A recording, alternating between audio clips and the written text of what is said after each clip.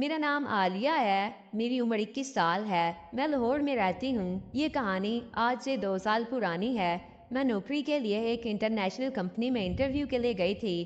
میں بہت ہی خوش تھی کہ مجھے نوکری مل جائے گی، کیونکہ میں اچھی خاصی پڑھی لکھی تھی۔ مجھے خود پر پورا یقین تھا کہ میں انٹرویو میں پاس ہو جاؤں گی۔ آخر کار وہ دن آ گیا۔ میں بہت ہی خوش تھی۔ میں صبح جلدی اٹھ گئی اور تیاری میں مصروف ہو گئی۔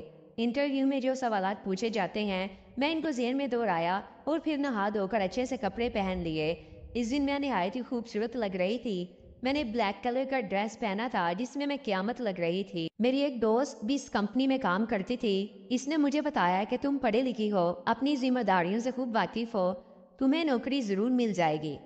میں بھی تعلیم مکمل کرنے کے بعد نوکری کی تلاش کر رہی تھی تاکہ اب میں اپنی پروفیشنل زندگی میں آگے بڑھوں اور اپنے لیے ایک مقام پیدا کروں۔ مجھے اپنے پیروں پر خود کھڑا ہونا تھا۔ اس دن میں اپنی دوست کے ساتھ انٹرویو کے لیے گئی۔ جب اس نے مجھے دیکھا تو کہنے لگی ڈریس بہت اچھا پہنا ہوا ہے۔ میں نے اس کا شکریہ ادا کیا تو وہ کہنے لگی باس بہت دل پھینک آدمی ہے، تمہیں تو وہ ضرور نوکری دے دے گا۔ جب میں نے یہ بات سنی تو میں سوچ میں پڑ گئی کہ یہ کیا بول رہی ہے۔ میں نے اس سے پوچھا تم مجھے صاف صاف بتاؤ تمہارے ذہن میں کیا ہے؟ تو وہ کہنے لگی تھوڑی دیر بعد تمہیں خود اس بات کا پتہ لگ جائے گا۔ تو وہ اپنے آفس میں چلی گئی اور مجھے انتظار کرنے کے لیے کہا گیا۔ کمپنی بہت شاندار تھی۔ مجھے ایک صوفے پر بٹھا دیا گیا اور مجھے کہا گیا کہ جیسے ہی باس آ جائیں گے آپ کو بلا لیں گے۔ آدھے گھنٹے بعد مجھے کہا گیا کہ آپ 3rd فلور پر چلی جائیں، باس آ گئے ہیں، وہاں آپ کا انتظار کر رہے ہیں۔ میں نے اپنا ہینڈ بیگ اٹھایا اور لفٹ لے کر 3rd فلور پر پہنچی۔ جب میں نے آس پاس نظر دوڑائی تو مجھے بہت حیرانی ہوئی کیونکہ سارا فلور خالی تھا۔ خیر میں نے کہا چھوڑو اس بات کو، جس کام کے لیے آئی ہوں وہ پورا کروں۔ میں نے اجازت لی اور کمرے میں چلی گئی۔ جیسے ہی کرسی پر بیٹھی تو باس مجھے دیکھ رہے تھے۔ وہ کمپنی میں بہت ہی اچھے عہدے پر فائز تھے، لیکن ان کو دیکھ کر باس والی فیلنگ نہیں آ رہی تھی۔ انہوں نے بیڑی پیتے ہوئے مجھ سے کہا لڑکی اپنا دوپٹہ اتارو۔ یہ بات سنتے ہی مجھے اپنے کانوں پر یقین نہ آیا کہ کس طرح کا باس ہے۔ میں نے کہا میں یہاں انٹرویو دینے کے لیے آئی ہوں، آپ یہ کیا بول رہے ہو؟ تو وہ بڑے تکبر بڑے لہجے میں بولا تمہیں نوکری نہیں چاہیے کیا؟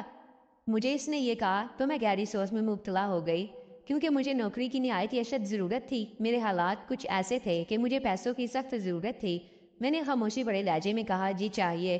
پھر باس نے کہا دیکھو یہاں پر ایک اصول ہے، جس کو بھی نوکری چاہیے ہوتی ہے وہ پہلے میرے ساتھ ڈانس کرتی ہے۔ میں پہلے تو حیران ہوئی کہ یہ کیسا رول ہے، لیکن پھر میں نے سوچا ڈانس سیکھا تو بول رہے ہیں، اس میں کون سا کوئی بڑی بات ہے، چلو اس طرح مجھے نوکری تو مل جائے گی۔ لیکن باس کے ذہن میں تو کچھ اور ہی تھا۔ میں پہنچی تو گھر میں باس کے علاوہ کوئی نہیں تھا۔ میں نے پوچھا باقی سب کہاں ہیں؟ تو وہ ہلکا سا مسکرائے اور کہنے لگے بس ہم دونوں ہی ہیں۔ میں نے کہا کیا مطلب؟ تو انہوں نے کہا کچھ دیر بعد تمہیں پتہ چل جائے گا۔ باس نے مجھ سے پوچھا کہ تم نے کھانا کھایا ہے؟ میں نے کہا نہیں، میں گھر سے کچھ کھا کر نہیں آئی۔ میں مکمل طور پر حیران ہو گئی جب میں نے دیکھا کہ باس خود کچن میں اکیلے کھانا بنا رہے ہیں۔ میں نے کہا آپ کو کھانا بنانا آتا ہے؟ جب انہوں نے یہ سنا تو ہنس پڑے اور کہنے لگے میں بہت اچھا کھانا بناتا ہوں، آج ہم دونوں مل کر کھانا کھائیں گے۔ میں نے کہا کہ میں آپ کی تھوڑی سی مدد کروں؟ تو انہوں نے کہا نہیں نہیں، مجھے ضرورت نہیں، میں خود کر لوں گا۔ کچھ دیر کے بعد باس نے ڈائننگ ٹیبل پر کھانا لگایا اور ہم دونوں نے اپنا پیٹ بھرا۔ میں نے کھانے کے دوران پوچھا کہ آپ کی شادی نہیں ہوئی؟ تو وہ دکھی انداز میں بولے میری شادی ہوئی تھی، میرے 2 بچے بھی ہیں، میں اپنی زندگی میں آئی تھی خوش تھا، لیکن یہ خوشیاں کچھ عرصے کے لیے میرے نصیب میں تھیں۔ میرے اصرار کرنے پر انہوں نے بتایا کہ میری بیوی نے مجھے بہت بڑا دھوکہ دیا اور وہ میرے پیٹ پیچھے اپنے عاشق سے ملتی رہی۔ جب میں نے اپنی بیوی سے پوچھا تو وہ برہم ہو گئی اور کہنے لگی میں نے تم سے شادی صرف اپنے گھر والوں کی وجہ سے کی ہے، مجھے تم میں کوئی انٹرسٹ نہیں۔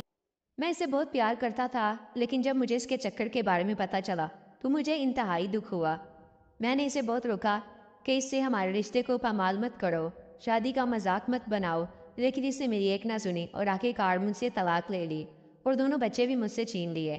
رات کافی گہری تھی اور موسم بھی بہت خراب ہو چکا تھا۔ میں نے کہا مجھے چلنا چاہیے، لیکن جب میں نے ایک نظر موسم کی طرف دیکھا تو زوروں سے بارش ہونے لگ گئی، جس کی وجہ سے میرا نکلنا مشکل تھا۔ باس نے کہا تم ایسا کرو آج رات یہی رک جاؤ، موسم بہت خراب ہے، صبح ہوتے ہی اپنے گھر چلی جانا۔ اب میرے پاس کوئی چارہ نہ تھا، لہٰذا میں نے اس کی بات مانی۔ صبح ہوتے ہی باس نے مجھے میرے گھر چھوڑ دیا اور مجھے کہا کہ کل سے نوکری پر آ جانا۔ اس طرح میرے دل میں اپنے باس کے لیے ڈھیر ساری عزت بڑھ گئی، کیونکہ وہ نہایت درویش قسم کے آدمی تھے۔ جو الزام میری دوست نے لگایا تھا وہ بالکل جھوٹا تھا۔ اب ہم دونوں کچھ وقت کے بعد اچھے دوست بن گئے تھے۔ اس کہانی سے ہمیں یہ سبق ملتا ہے کہ دنیا میں اچھے انسان بھی موجود ہے جو کسی مجبور کا فائدہ نہیں اٹھاتے بلکہ اس کی مدد کرتے ہیں۔